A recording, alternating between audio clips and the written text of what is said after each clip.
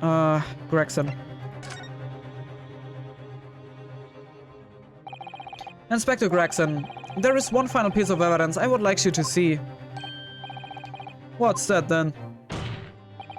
If you refuse to acknowledge that you did in fact strike a deal with the witness here today, then you leave us no choice but to examine this piece of evidence softly. Well, go on. This is my last chance. It looks like I'm going to have to force his hand here. One final piece of evidence to get this detective to admit to the deal he clearly struck with Graydon. Die Music Box, weil wir haben jetzt die zweite Disc. Das heißt, wir können jetzt beide Discs uns anhören. Is that Mr. Michaelis' peculiar music box, Counsel? Yes, with a disc already in place, ready to play. I think perhaps now would be a good time to listen to the sound produced by the music box again. Only this time... with the second disc we've just discovered set in place as well. Goodness, this disc, Counsel. No, wait, I can't let you do that. Why not? Because, because it's got nothing to do with the case, that's why. Not true, Inspector. The defense has already proposed that the sounds heard by the court earlier from this music box were part of a Morse code message. We know that Morse code comprises of two distinct tones. The defense believes that the second disc contains the second tone needed to complete the message, and now we have a chance to confirm that theory. For crying out loud, Sunshine, we're talking about state secrets here. If you go letting the whole courtroom hear confidential information like that, it's treason. Then do you admit the charge? That in order to protect those state secrets you engaged in unlawful dealings with the witness? You're mad. If you let the secret information out into the public domain, you will be making an enemy of the entire British government, you idiot. Let's not forget, Inspector, that you, a Scotland Yard officer, leaked confidential case details to a witness, that you continue to lie to the court, and all because by fair means or fool, you're determined to do your duty. Well, by fair means or fool, I'm prepared to do mine. Don't you dare. I will stop at nothing to protect my client. I don't care who I make an enemy of.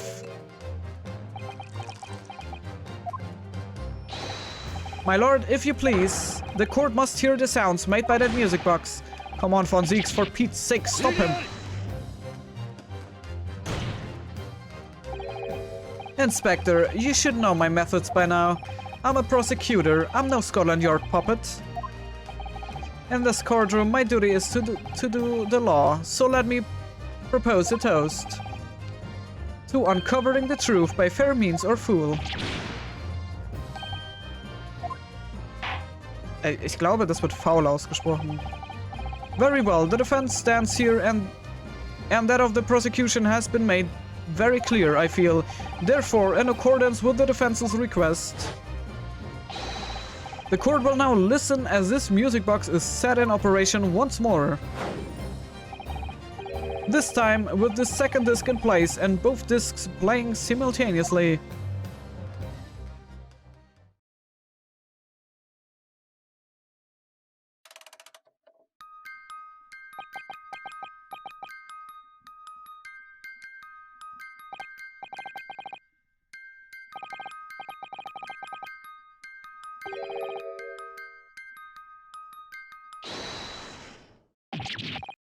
Alright, I admit it, whatever you want, but for the love of God, shut that blooming box up!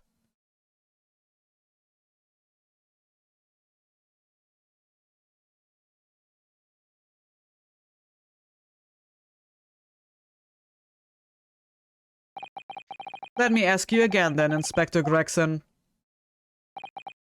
Did you or did you not strike a deal with the witness next to you in the stand, Mr. Ashley Graydon?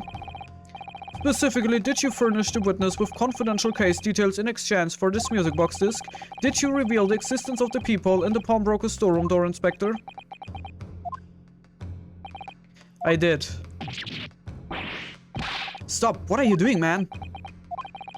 It's all exactly like the young Eastern lawyer said, when the trial resumed after the recess and we were stood here in the stand together. That's when he approached me with the deal. Shut up, you impeccable. Shut up!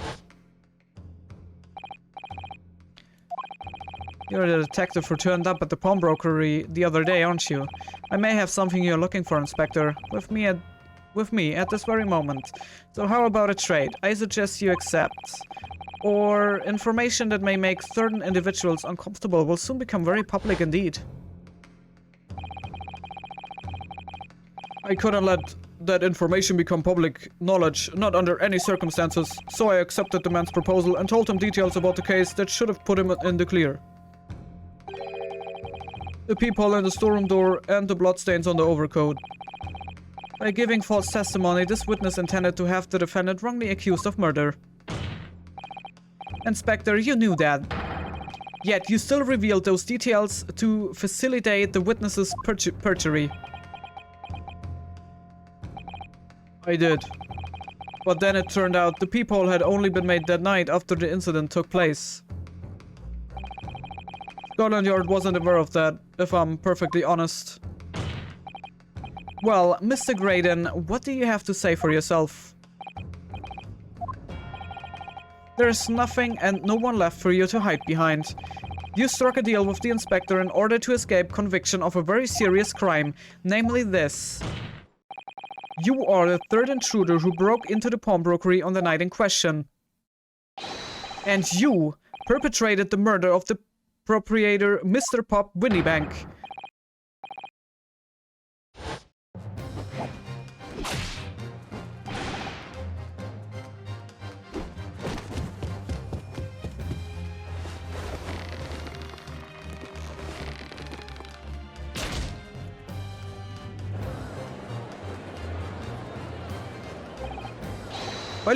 Bailiff, restrain that man at once!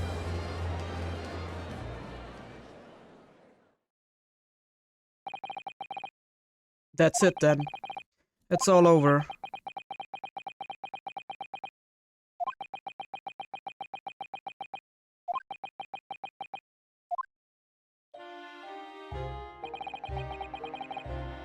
I despise my life growing up. Those slums are wild places. I was cursed from birth, born into poverty, the son of a penniless artisan. My parents had nothing but quarrel all day long. What little money they had was never spent on me.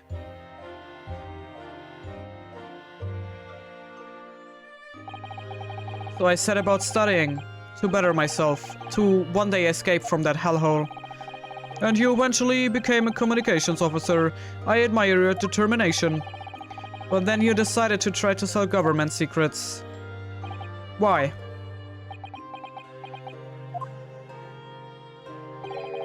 Isn't it obvious? Because I wanted money. Even now, years later, the nightmares of my life in the slums wake me in the small hours. I wanted to drown them out with more money than anyone who lived in this squalor could ever imagine. Then one day, I met him. Mr. Magnus McGilded. You're a fiend with a queer talent, so you are. I've money to throw your way if you're interested. All you need to do is go along with me a little plan now. I was to steal the ministry's telegraphic message logs, and McGilded would buy them for a handsome sum. As I was responsible for inspections of the ministry's communications office, it was a simple enough task. The lure of the devil's offerings, how easy it is to succumb. But you must surely have realized the seriousness of the crime you were committing. And for that reason, I took great lengths to ensure that my actions were untraceable. By using the music box. My father was a brickmaker, so my mother divorced him when I was still a child. Yes, Mr. Mason Milverton. That's right, he was very skilled with his hands. He'd once been a music box maker's apprentice. I imagined his skills could be sufficient to create a machine that could generate Morse code. So I thought out my father again to employ his services. It was the first time I'd seen him since I left the slums 10 years earlier.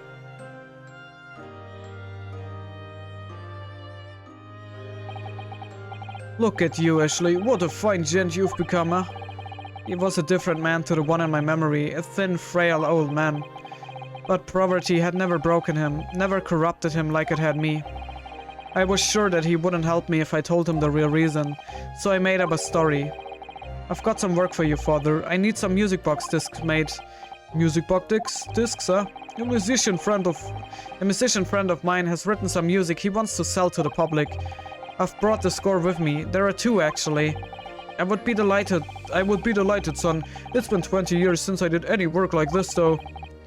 Fetch my tools, would you? They are in the loft. That's how I had him make the 2 discs. There'll be splitting the information in 2. You were taking considerably precautions indeed. It was to protect myself as much as anything. It meant that I could deal with McGilded in 2 separate transactions. The first involved the first of the 2 discs and the music box for playing them. I exchanged them with McGilded for 10 guineas. Then, on recipe of the second disc, he would pay 1,000 guineas. So, what happened on the omnibus 2 months ago? Was the second part of a deal? The exchange of the second disc? Yes. I would sold the man information that way a number of times already, but it seems he became reluctant to part with his money. But that doesn't quite make sense, Mr. Graydon, for why was it that on the omnibus 2 months ago, your father, Mr. Milverton, was the one dealing with Mr. McGilded and not yourself? When I received the 1,000 guineas after my first completed dealing with McGilded, I decided to give 200 to my father for his troubles. But my father realized something was amiss. In time, he worked out that I must be involved in something dubious. And when he did, he said to me, "Next time there's an exchange, you will let your old man do it, understand? Otherwise, I won't take your money anymore."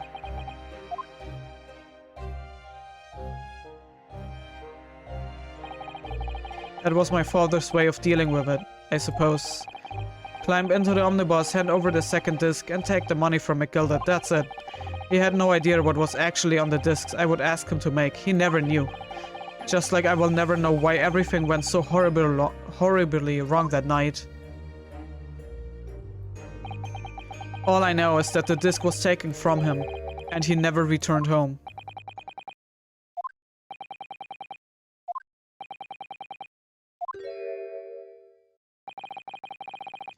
It was only then that I found out what sort of a monster McGilded really was.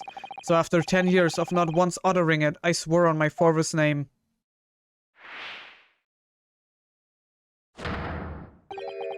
To exact revenge. Revenge? As anyone with even the remotest knowledge of the man will no doubt be able to imagine, McGilded brought all his wealth and influence to bear in the most despicable of ways. To crush any semblance of justice in his trial. The crime scene was tampered with, evidence was fixed, and witnesses were bribed. That trial 2 months ago was a farce from start to finish. My feet had barely touched British soil back then, and I walked into that hornet's nest completely unaware of the sinister background to it all. I had made plenty of money out of my dealings with McGilded by then, so I spared nothing in my arrangements 2 months ago. I knew exactly who to hire. If you're willing to pay the price, there are people in the city willing to do anything you ask. McGilded himself had shown me that. Are you saying that? I think you have the picture now. After he twisted everything to his favor in this courtroom to ensure that he walked free, I took matters into my own hands and delivered the justice that monster deserved. That tragic accident following the trial here 2 months ago was planned and executed by yours truly. McGilded's death that day was caused by this man? Everything is ready, sir, if you would like to follow me into the courtroom. What's this, officer? This sooner than I was led to believe. I hope it's not inconvenient, sir. There were some changes to the schedule. Well, I must be making tracks now, this time for the inspection. They are going to examine the omnibus again, so I'm told. I asked if I could be present for it myself. So that policeman who came to tell McGill that he could examine the omnibus again. That's right, an imposter, hired by me. McGill had used his wealth to manipulate the trial. He paid people to alliterate the omnibus with all manner of false evidence. He threatened witnesses to lie in their testimony.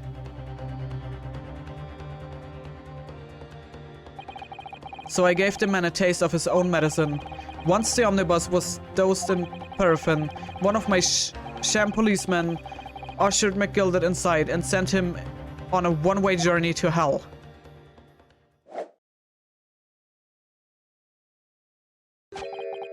An eye for an eye. That's how I avenged my father's death.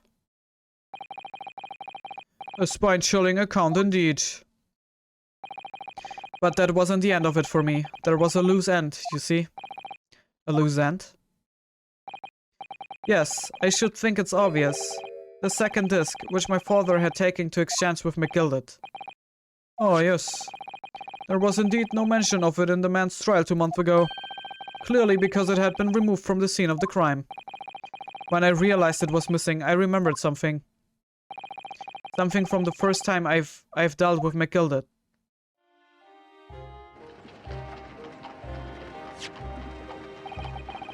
This is the first of the 2 discs and the music box. You need to play them. Well, look at that now. What an ingenious little invention. So then, as promised, 10 guineas for you, young man. What's this? Winniebank's pawnbrokery? Aye, it's a pawnbroker's ticket, so this. You can use it to redeem an article I deposited there for you. There's no need to give a name. Just hand over the ticket and tell the fiend the watchword. I've put a javel in pawn for you. I will fetch a good 10 guineas if you sell it, so it will. I've never heard of a pawnbrokery being used in quite that way before. Have you not, Mr. Graydon?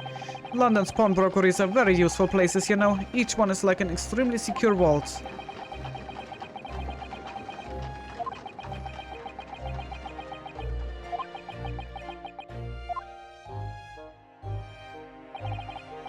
So I knew that if he would taken steps to hide the disc, it would be in that pawnbrokery somewhere.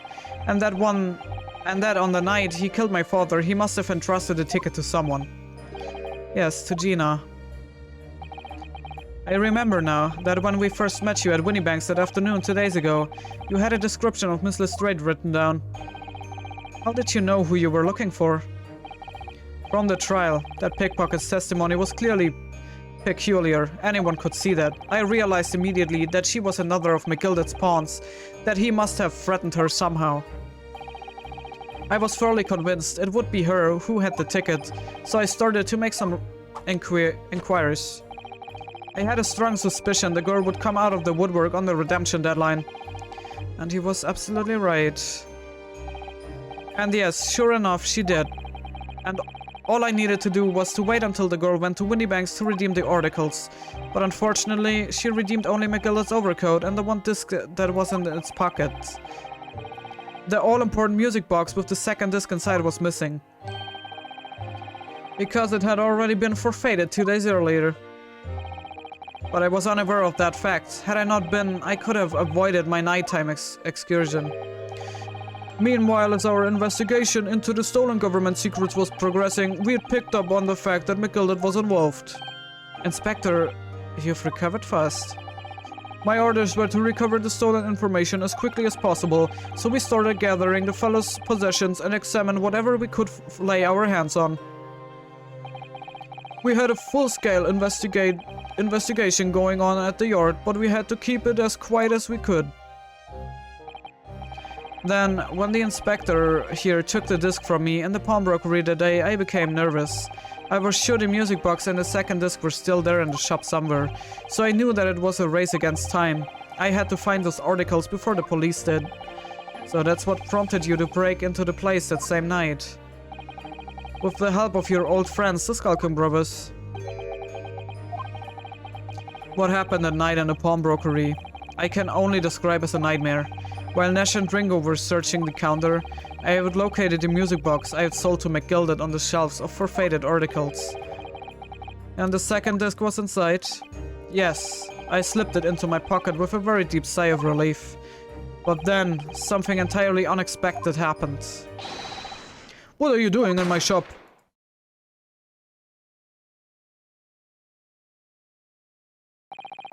A gunshot rang out in the shop and I felt a sharp pain in my left arm. The broker fired his gun and the bullet pierced your limb. Yes, exactly. But unfortunately, I have decided to bring my own gun with me that night, just in case.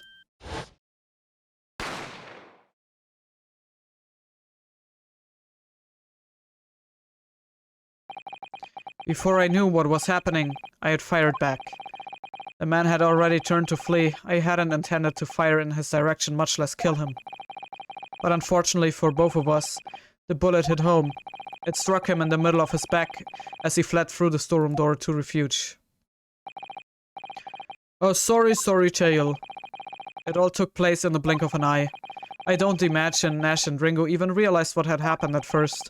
I was terrified, so I fled. And that's the whole story. That's everything that happened at Winniebank's on that wretched night.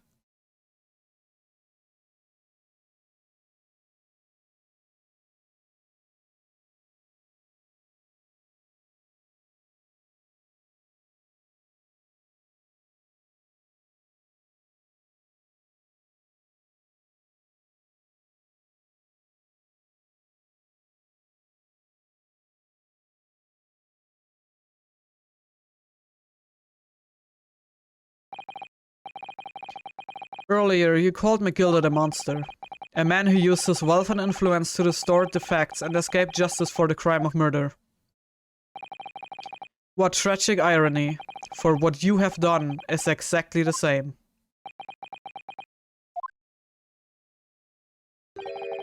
You have become the very monster you saw and despised so deeply in McGilda.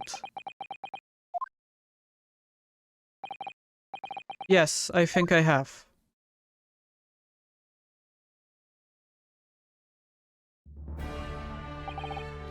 Well, this has been a long and exhausting trial. However, it would seem that at last we have arrived at the truth. Inspector Gregson, what of Mr. Ashley Graydon? He's been restrained, my lord, and is being escorted to the yard. He will be charged with the murder of Mr. Winniebank and the stealing of government secrets. Very good. And you, Inspector, regrettably, you will have to face charges yourself. Yes, my lord, of course. It transpires that you were complicit in helping a criminal escape justice. That fact remains, whether or not you were doing so in the limb of duty. The crime is a serious one, Inspector, and inexcusable. Now to the defendant, Miss Gina Lestrade. Yeah. It is time for the final adjudication. Is the jury ready, Mr. Foreman? Yes, sir. Garrett up squadron standing by, sir. This is really it now. The last push, the final call, the finishing whistle. My men are ready to deliver their verdicts. Thank you, Mr. Foreman. Very well, ladies and gentlemen of the jury.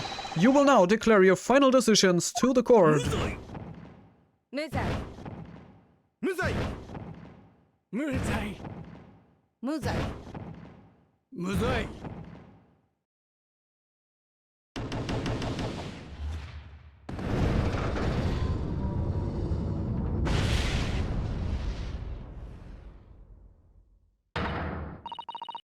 That's the stuff. I'm off to cook.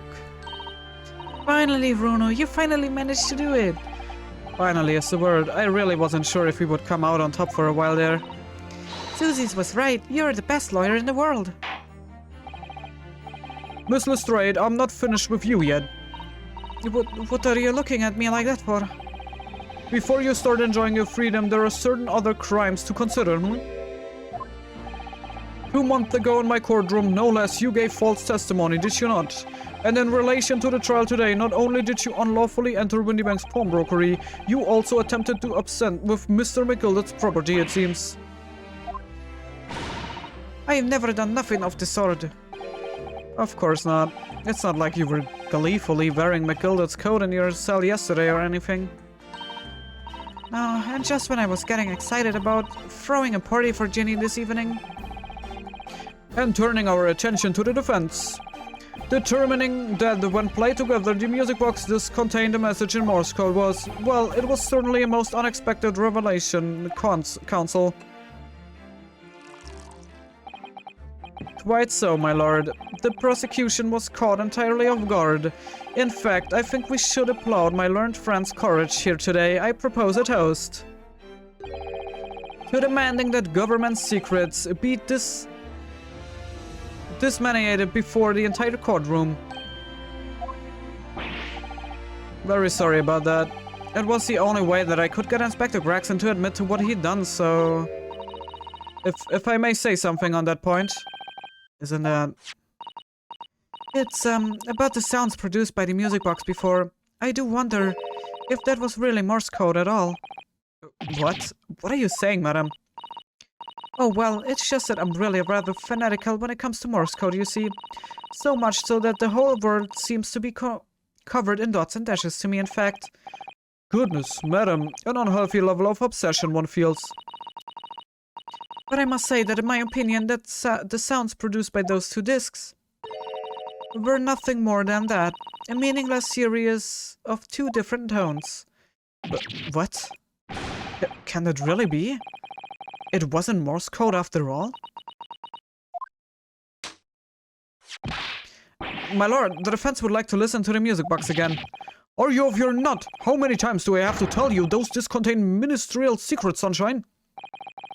This courtroom is not an appropriate forum to discuss the nature of the government communications. We know McGilded conspired to trade national secrets with our enemies, secrets acquired from Mr. Graydon. Now that the man has admitted to his crimes, we have no need to pursue the matter further. But it's really going to bother me. Miss Lestrade. Yeah, my lord. That which you have seen today here in this courtroom has been extremely disturbing. Falsified evidence, intimidation, perjury, a grim catalogue of depravity, an appalling experience to befall any child. Come on, it ain't nothing. I don't see most days in the back slums. I beg your pardon. If you're weak, you pay for it. That's just how life goes. You know. But look, I reckon I've worked something out today. The world ain't fair, but if you want it to change, you've got to start at home. You've got to change how you are yourself. Well, that's a very laudable lesson, I would say. I eagerly look forward to the born-again Miss Lestrade never gracing my courtroom with her presence again. Now, with regard to the murder of Mr. Pop Winniebank, proprietor of a pawnbrokery business on Baker Street, I hereby declare the defendant, Miss Sheena Lestrade, not guilty.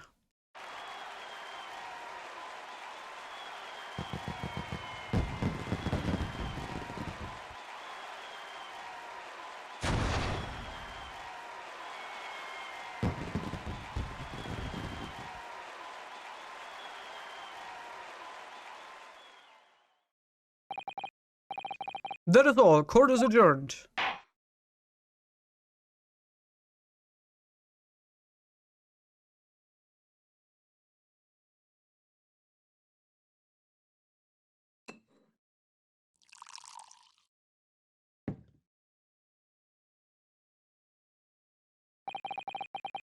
On a personal note, I must say you've surprised me, my Far Eastern friend. Despite being an Japanese, you saw through the pretense to the malice that festered within that Englishman, and at the same time saw through the grim to the surprising horde of your English client. You have a curious talent for judging character, especially considering our very different cultures. I don't think there's anything curious about it. Whether we are from the Empire of Great Britain or the Empire of Japan, we are all human beings. We are not so very different on the inside. You know, I took this case for one very simple reason. To lock swords with you once again here in the courtroom. You did? When I encountered you for the first time 2 months ago, it reminded me of toasting friendship and trust with another Nipponese only to find my trust betrayed. Through you, I hope to look into the eyes of the man I once knew and try to understand. You mentioned something similar earlier today. About total betrayal at the hands of the Japanese. What happened exactly? Well, you may ask, and one day, when the time comes, you will learn the answer, whether you like it or not. Alright, then I will wait for the day if I must.